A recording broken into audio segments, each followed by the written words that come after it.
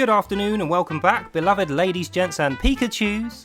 We are going to be talking about the Jihad, once again the war against humanity, currently being waged in secret by the Islamists, the Muslims of Britain and the world.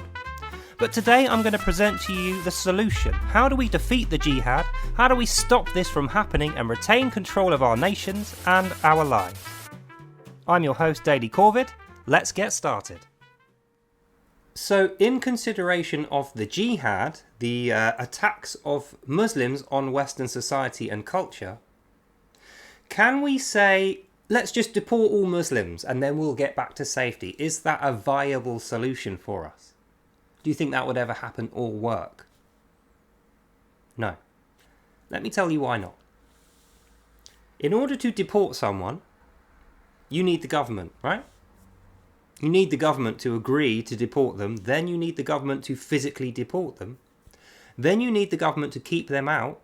Then you need the government to stop them coming back in. Do you think the government has the authority and power to do that? No, definitely not. Further to that, do you think they will ever admit this to you? No, of course they won't, because you won't vote for them. So we know.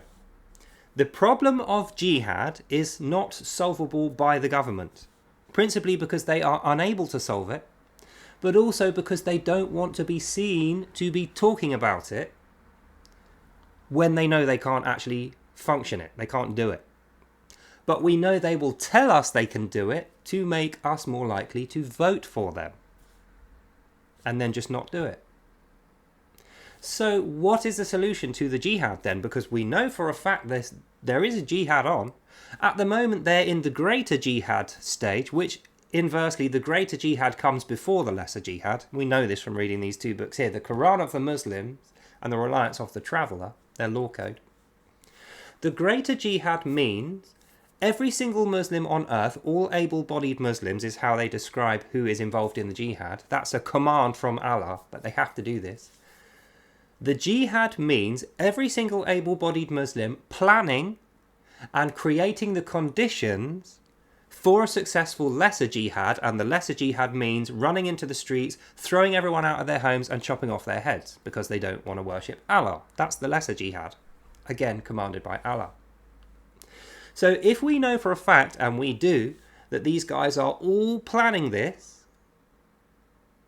it's very easy to see how some people could panic and think, well, let's just deport the whole lot of them. But if you do that, you've fallen into their trap, because they want you to do that. That's part of the plan of the jihad. They want you to say, let's get rid of all Muslims, yeah, because then guess what's going to happen? They're going to go, see, he's an Islamophobe, he's racist, he's a bad person, he's evil. See, I told you we're better than him, we're good, he's evil. Islam is then validated, even though they have set that up through hook and crook and deception. And it's not actually the truth. So let's not do that. Let's not say deport all Muslims. Plus, communizing all Muslims into one big blob of Muslim and saying let's throw the whole of Muslim out the door might seem like a nice idea. But in practice, it makes you a communist. Think about it. What does a communist do that we don't do? A communist says, the commune is important, the individual means nothing. That's communism. So if we are communizing them into one big blob and saying the individual doesn't matter, we're treating them as a communist would treat someone, and that makes us bad. That's not what God has told us to do, is it? God doesn't guide us to treat people that way. So we're in a very peculiar and difficult situation with this jihad planning going on, and there doesn't seem to be a solution, but there is a solution. Just not one the government is going to be able to give you or help you with. So point one, accept this truth. Even though it's not a very nice truth, I wish it weren't true, but it is. The government has failed us and will continue to fail us, but they will claim that they have all the answers. All we need to do is vote for them. All we need to do is continue paying our tax. All we need to do is continue to watch the propaganda on BBC and believe everything they tell us, and then trust me, bro, it will be fine, is what they tell us. And that's just not the case. So we cannot rely on the government. We individually need to take responsibility for this. The same as Allah commands all able-bodied Muslims to fight in the jihad, that means all able-bodied Non-Muslims need to take responsibility for defeating the jihad. Otherwise, it will not be defeated. So, first thing you need to keep in mind, whether or not you believe in this stuff doesn't matter to them. They do. Whether or not they claim to be a nice, friendly, cultural-only flavour Muslim who doesn't really want to cut your head off and take over your country, they are slaves of Allah. That is how Allah and Muslims will talk about themselves in those terms. Muslims are slaves of Allah, 100% of them. What does a slave do? What their master tells them. That's a fact. So we're not slaves. We don't all have to do this jihad defensive action. And they know that. So they know over time, as long as they keep preaching the Quran, they will eventually create the conditions to spring the lesser jihad on us and be killing us in the streets and take our country over, like Allah has commanded them to. So we need to be responsible. We need to take that responsibility on ourselves, regardless of the risk of having insulting words called at us, Islamophobe, racist, whatever. Otherwise, we are staring down the barrel of defeat by these guys. Is that what you want? Is that what you want? Do you want your country to become like Saudi Arabia, where nobody has freedom, where the individual doesn't matter, where everybody is brainwashed to the hilt and they don't have a good education. They just don't. They think they do. I'm not saying they can't spell or they don't know maths or, they can't use Wikipedia. They can. But the reason I say their education is bad is because most of it is propaganda that they know. And we can see this when they are in discussions with us because all they have is propaganda and lies, and they just continually repeat that. They don't have knowledge. Even though they call themselves students of knowledge, that's what they call themselves when they study only Quran, student of knowledge, they have no knowledge. They have only slavery of Allah. So, the conclusion, ladies, gents and Pikachus, how do we defeat the coming jihad? First, we have to accept that it is a thing. It is 100% in the planning stage now, here. 100% of Muslims who call themselves Muslims are involved in this, whether they admit this to you or lie about it. If they are a Muslim, they believe on this and they follow it. And it's in their law code, which is current. The Reliance of the Traveller has that information in it. If you don't believe me, buy it and read it yourself. It is 100% in there. And I've made previous videos reading it to you. So step one, accept it. This is on. This is happening. It will defeat this country unless we take responsibility. The government won't be doing it. They're not going to help us. The police are not going to be helpful. No authority can help us. We need to do this. We need to have courage and we need to show strength in our values. So how do we do that? Well, the first thing we do is accept that these guys are our enemies. It's not a very nice thing to accept. I wish it were not true. But through studying these two books and having 2 years of experience dealing with these guys, 100% it is true. These guys are our enemies. Through their own actions, we don't want them as enemies. It's not like we have declared war on them. They have declared war on us through this book. And they tell the permissible lie through this book that it is not a war, that we are at war with them, that we're the evil ones, we're the racists, we're bad, we're evil, we're immoral. That's what they say, and they use that to justify their jihad against us. So, let's not allow them to create the conditions to turn the greater jihad into the lesser jihad where they kill us all in the streets, take over our country. And that means never letting the propaganda affect you. Do not be swindled. When a Muslim tells you anything at all, double, triple and quadruple check it in here. Don't just read the verse they give you because that is the propaganda. Read the entire book. Then you will have the context of what they actually believe as opposed to what they would like you to believe so that you support them. And that's one of the things that the jihad requires in order to work. And it's in the art of war. They need to outnumber us 10-1. That much. Otherwise they have no chance. But when they outnumber us 10-1 or more, we have no chance. That's what the jihad is doing.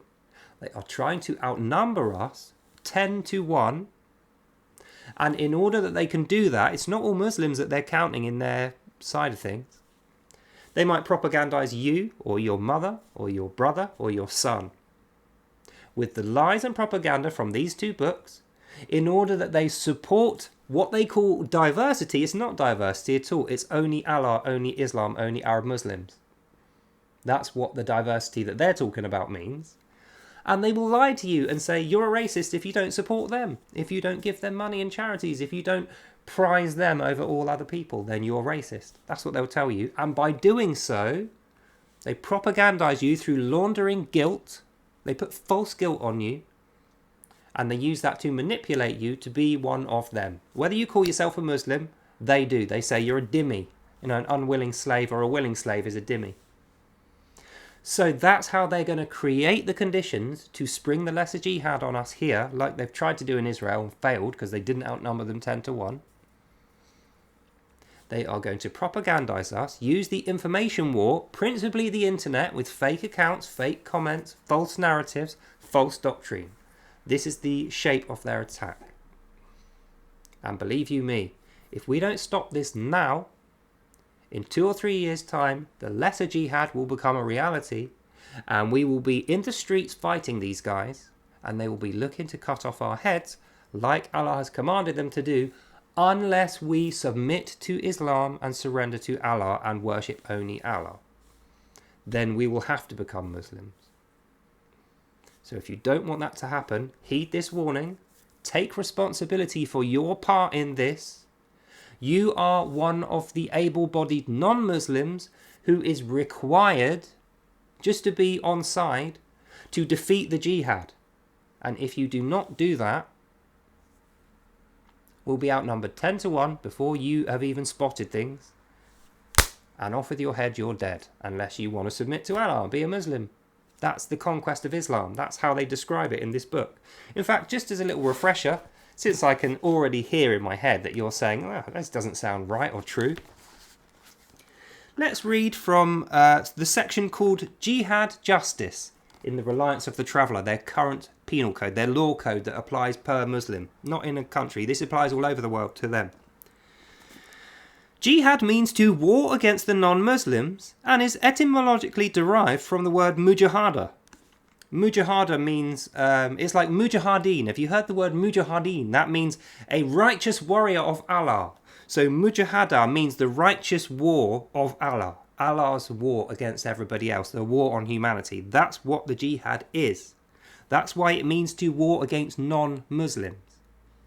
Doesn't matter whether you're a good person. Doesn't matter whether you're lovely, whether you've contributed to a mosque. It doesn't matter. If you're a non-Muslim, off with the head, you're dead. That's the jihad. Signifying warfare to establish the religion of Islam. That is the goal. To establish the religion of Islam through warfare against the non-believers, the non-Muslims, you and I and our families and our nations. That's the jihad. Quote from Prophet Muhammad: "We have returned from the lesser jihad, and now we fight the greater jihad." So he's telling you there, when he returns from cutting people's heads off in the lesser jihad, which is the war, he's already thinking about planning the next one. It's a continual conquest of the entire planet, and the only time the jihad finishes is when all non-believers are dead. That's also in here. The scriptural basis for jihad. Let's read through the three verses it gives. This is Muhammad giving these. Fighting is prescribed for you, though you dislike it. Surah 2, verse 216. Now, we went through this the other day. Fighting is prescribed for you, as in Allah is saying, right, you in your life must be fighting non-believers. I'm prescribing it to you. Like, you can't not take it or you will become sick. And if you are sick, you will die. That's why he's saying the word prescribed. Fighting is prescribed for you, though you dislike it. Now, what did we say earlier about the individual Muslims and the mass body of Muslim? This is Allah saying to them, fighting is prescribed for you individually, even though you individually do dislike it. You don't want to do the jihad. Personally, you don't agree with killing random civilians. You don't agree with warring against innocents to spread Islam. But it is prescribed by Allah for you. And if you don't do it, you become sick and Allah will get rid of you. That's what that means. Surah 4, verse 89. This one is, I mean, I don't know how they can even defend this at this point. Surah 4, verse 89. Slay the non-believers wherever you find them. Turn them from their homes and catch them. I mean, it just says, tell us what you really mean, Allah. That's how I feel about that one. Slay them, as in the non-believers, wherever you find them. So you're searching for them. You're not in your own country. You are searching for them. You're trying to find them. Wherever you find them, slay them. And you have to turn them out of their homes and catch them. So that means this is not happening in their country. They're turning you out of your homes, non-believer, and catching you to kill you. In your country, in your home. They are here doing this now. This is their law code. Remember that. Then the last one. Fight the evildoers and the idolaters utterly. That is Surah 9 verse 36. So we know, fight the evildoers. The evildoers is a synonym for the Jews. And idolaters is a synonym for Christians. So they are saying, not just anyone, particularly fight the Christians and Jews and kill them, so that we can then convert everybody else who is just weak and ignorant of God, who doesn't have any religion. That's how they see things. And the reason they're saying this, dear ladies, gents and Pikachus, is the only people capable and willing to resist this jihad openly and actually fight it spiritually is the children of God, Jews and Christians, us, if we are those people. So that's why they fight us specifically, and they wish to ruin our reputations by making dhimmi, unwitting slaves of the rest of the population who have no belief, who don't know anything, effectively ignorant of both holy books.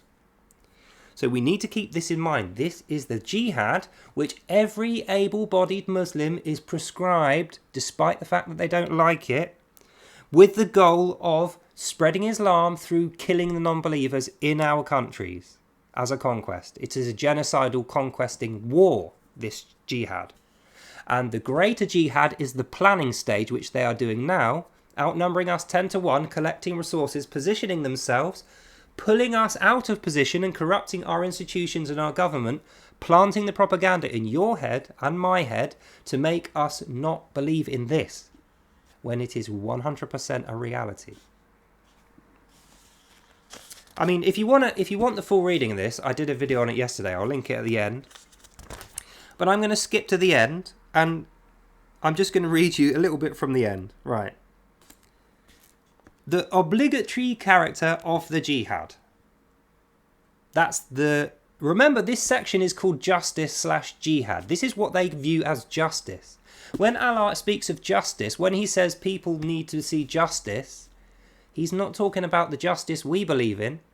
His justice is the jihad, the genocidal mass murder of the entire planet of non-believers of Islam by the Muslims and their slaves. That's justice for Allah and Muslims. So, the obligatory character of the jihad, it's an obligation. Jihad is a communal obligation, i.e. the community in a whole and part is obligated to do this in the words of Allah. It's prescribed to you, you have to do it. And when enough people perform the jihad to successfully accomplish it, i.e. when you have killed all the non-believers and the entire world is only Islam, then it is no longer obligatory. Evidence. A quote from Muhammad. He who provides the equipment for a soldier in jihad has himself performed a jihad too. So they are saying there, unwitting slaves, dhimmi slaves, if you give money or help towards defeating your own country, if you help the jihad, then we'll allow you to become a Muslim at the end. We won't kill you. That's the reason why they're saying, he who provides the equipment for a soldier in jihad has himself performed one. They're saying non-believers who help with the jihad, when they help kill Jews and Christians and convert all the non-believers, they can then become Islam through having done the jihad. But Christians and Jews cannot, because they know we will never do that. And then Allah says, in a quote bubble from himself, this is the bit we're going to end on, those of the believers who are unhurt, but sit behind, are not equal to those who fight in Allah's causes. Allah has preferred those who fight with their property and their lives a whole degree above those who sit behind and do not fight. And then they cite Surah 4 verse 95. Allah has promised a great reward to those who fight in his causes.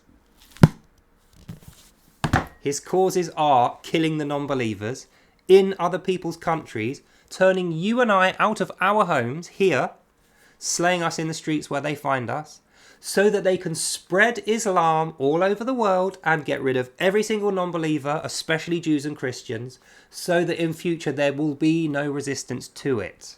That is the justice of Allah and the Quran. So, 20 minutes on the dot. I think I've made my point now. Be very wary of this. Accept that this is the case. They are 100% doing it 100% of the time. 100% of Muslims are obliged. We just read that. They have no say in the matter. And if they are slaves of Allah, good Muslims, they will be doing this.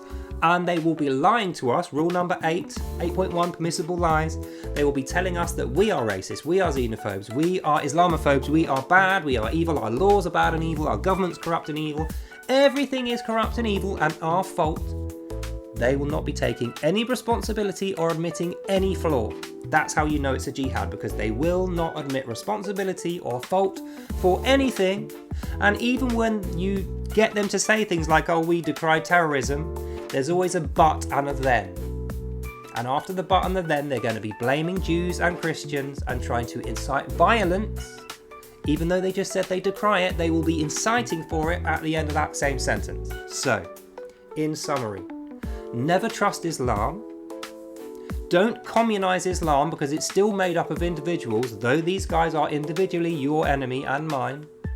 And the only way to defeat these guys is to personally take responsibility, be courageous, thoughtful, and intelligent. And that's the things that we are in this country. We're not brainwashed, evil morons. You know, we don't have to slave away for some false demon, false god Allah. We have righteous control of our own lives. And if we take responsibility individually, as a nation, we will strengthen sufficiently to defeat the greater jihad, meaning the lesser jihad can never happen. Thusly, we have defeated Islam. That's what we should be targeting. So, bit of a long one. That's the end of this video. Hope you enjoyed that and you learned something. God bless you all. And I'll see you lovely people in the next one. Bye now.